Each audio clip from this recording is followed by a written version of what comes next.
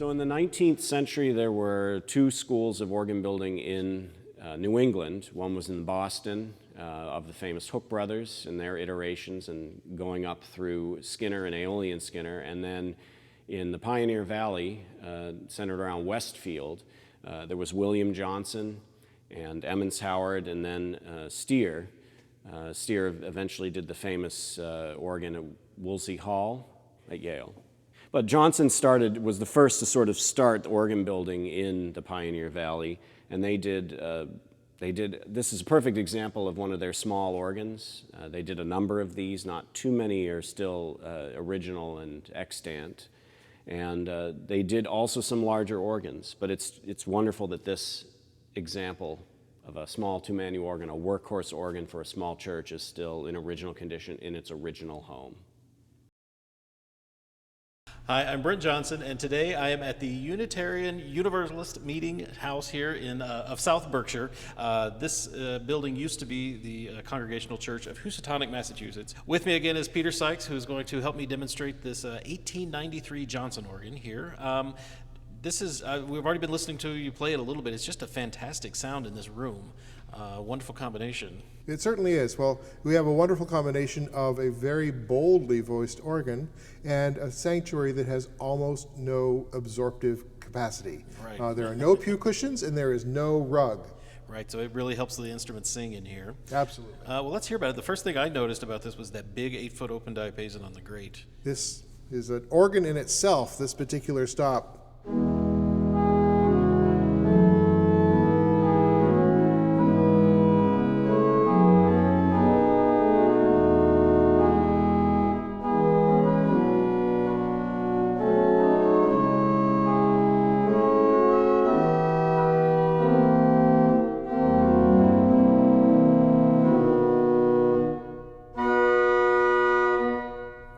Big and bright, but not overpowering, just full and a lovely singing sound. Absolutely, absolutely. This organ, quite unusually perhaps for 1893, has a semblance of a chorus on both divisions. And so we have the 8-foot diapason and then an octave, which is its match.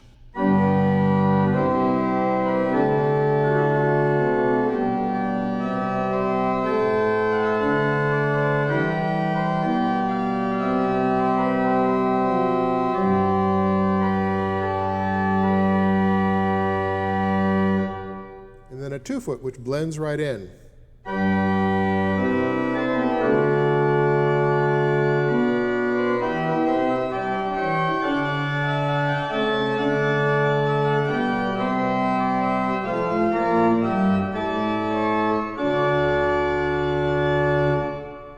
Yeah, those 3 stops, you could definitely accompany a room full of people singing in here. Yeah, you don't really need anything else. Yeah, okay.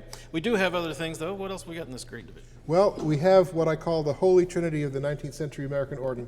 The open diapason, dulciana, and melodia. Mm-hmm. And so you put those together, although in this particular organ, when you have the open going, you don't need anything else. Right. But the melodia is a very beautiful singing.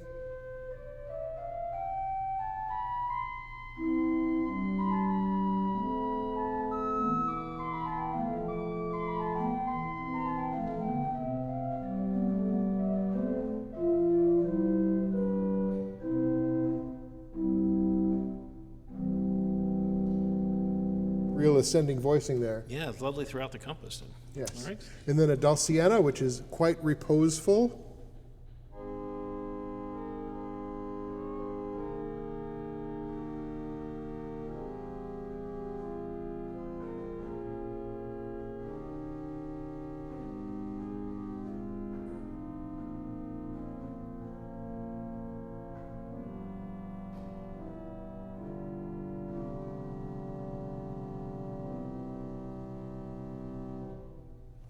Nice thin string there.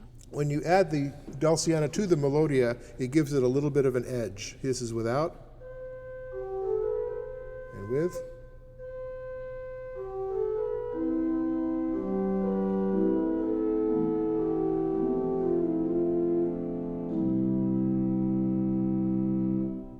Yeah, very nice. There's also a very bright 4-foot flute.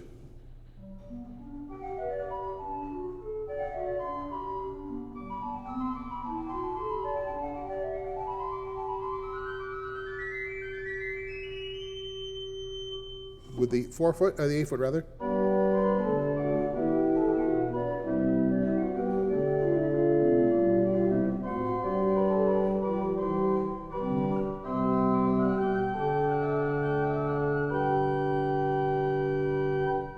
Lovely. A lot of nice color, a lot of nice dynamic variety, and it can hold its own and be the complete organ, but also accompany the swell. Yeah, there's 6 ranks there in the grate, and then we also have 6 ranks in the swell, correct? That's correct. So we have the usual stop diapason in the swell.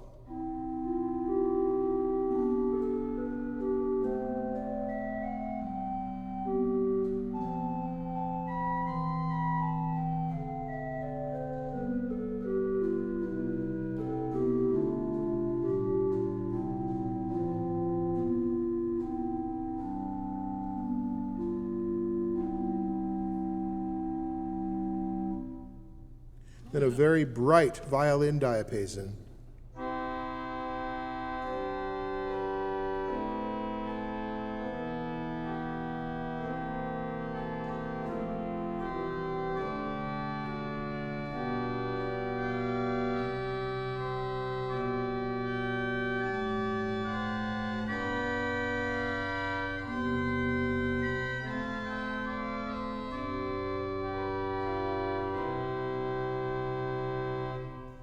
Surprised they even bothered to call it a diapason. It almost just sounds like a viol da gamba. It's so Yeah, thin and bright. it's true.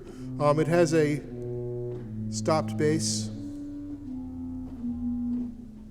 which is actually a quintadina bass. Yeah. So it's a separate bass from the stopped bass. And then the softest stop in the organ, the dolce.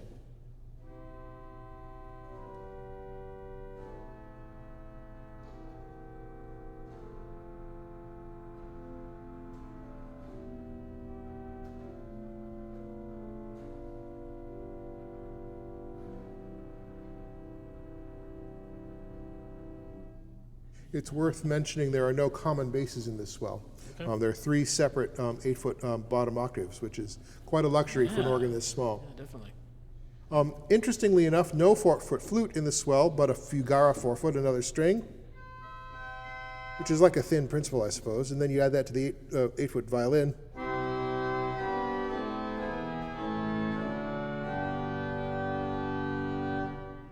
The next stop that one always finds in this kind of organ is the oboe.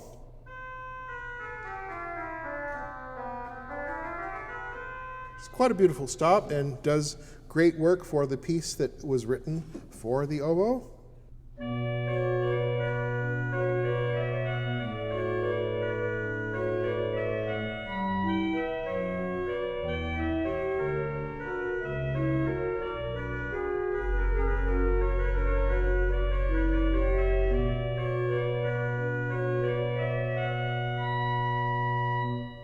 You don't usually think of César Franck when you see an organ like this, but you can pull it off right there. Absolutely. Got all the colors you need. The very unusual stuff, to my way of thinking of this organ, is that it has a separate swell 2-foot called flautino, which is a flute stop, but quite big in its way, and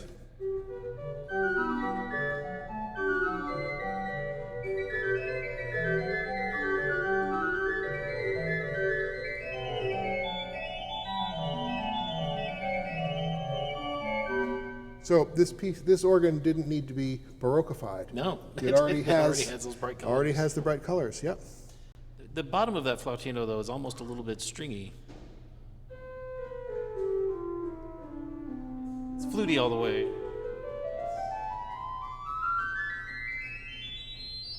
Yeah, It's got a little bit of an edge to it that again makes it sing out and compete with the other stops. it's true. It's true. So the sound of full swell is actually quite bright. That's without the oboe. With it,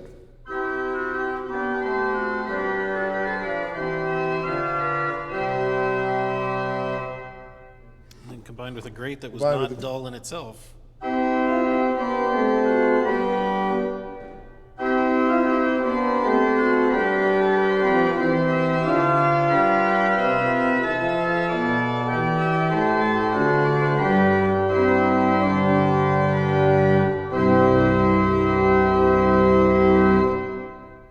Yeah, indeed. We have one pedal stop then. Underneath all of that is the pedal sub-bass, which is the foundation. But very clear.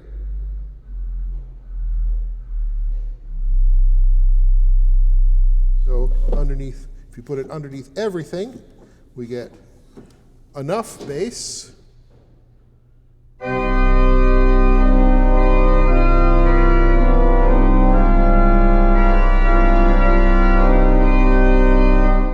And if we put it under the softest stop, it still isn't too much.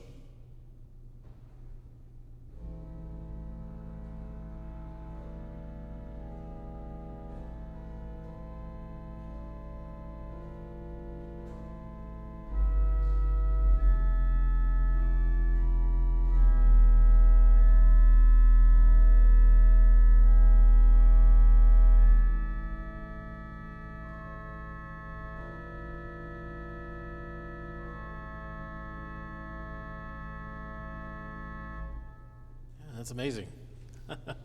Sub-bass is the all-purpose stop. Yeah, 13 ranks here in a little box up front. It all just fills the room remarkably with a lot of different colors. So this is an amazing little instrument. It's not in perfect shape. Everything plays really well, Yes. but it is in need of some restoration work. It has not had restoration, only very competent maintenance. So hopefully there'll be some good work coming up in the future, but we'll have to wait and see how that turns out. Yeah. Doesn't certainly need any improvement. It just needs to sing its best again. Indeed.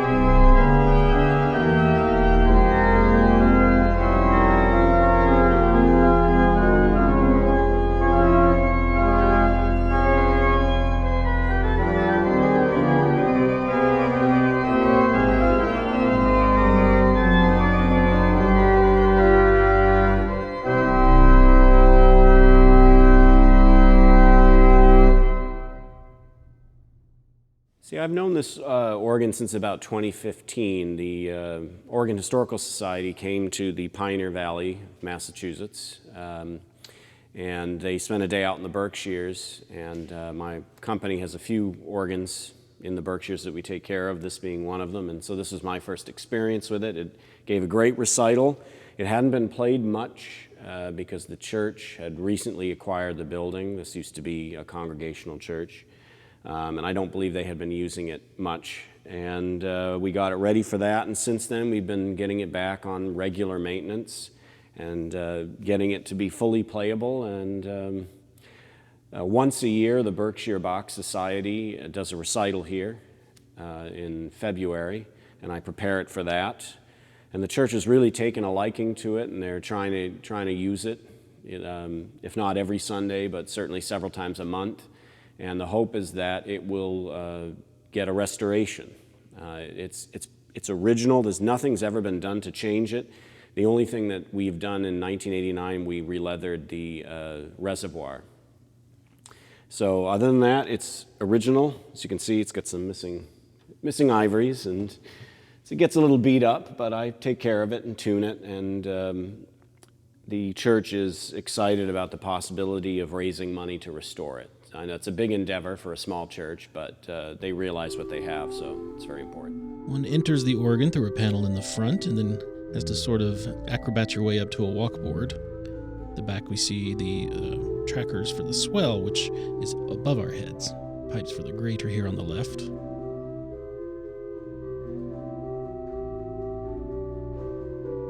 The action going up into the swell chest above us.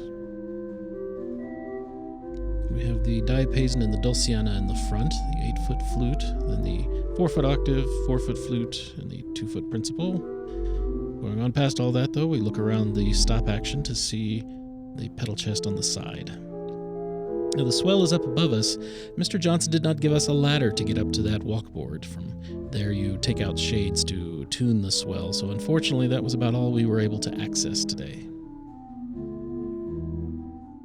So I'm jumping in here because we initially intended to have an interview with two members of the church, Karen Clark and Lynn Burrows, who graciously met us there and allowed us to come in.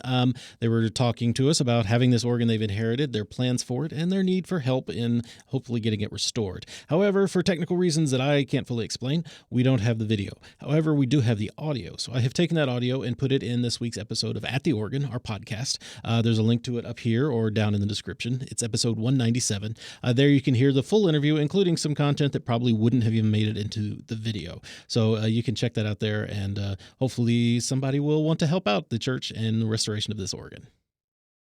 So one interesting story about William Johnson is he was a mason in Westfield, and he was once asked to help install a hook organ in the area, and he liked the idea of working on organs so much that he tried his hand at it. He built a couple of one manuals, and eventually somebody told him he was pretty good at this, and so he eventually set up a company and started the Westfield School of 19th century American organ building. Well, I hope you've enjoyed our visit here to the Unitarian Universalist meeting of South Berkshire here in Housatonic, Massachusetts. We had a great time with the Johnson organ. My thanks to Peter Sykes and to Matthew and Ryan from Andover who helped make this video possible. They were indispensable in us being here today. If you enjoyed the video, please give us a thumbs up and make sure you're subscribed to our channel because we have more videos coming out from Massachusetts, so you won't want to miss those. Make sure you click the bell so you get notified when those new videos come out, usually on Sunday. We also have to thank our sponsors for making this possible. Getting to Massachusetts is a big deal. Gas is really expensive right now, so anything you can do to help support our cause helps us make more of these videos. You can do that by going to organ.media and clicking on support. Until our next videos are out, though, we can listen to streaming classical organ music 24 hours a day on our 3 stations, organlive.com, Positively Baroque, and The Organ Experience. Those are all available on our new app for both Android and iOS, by the way. Until next time, I'm Brent Johnson. Thank you for watching.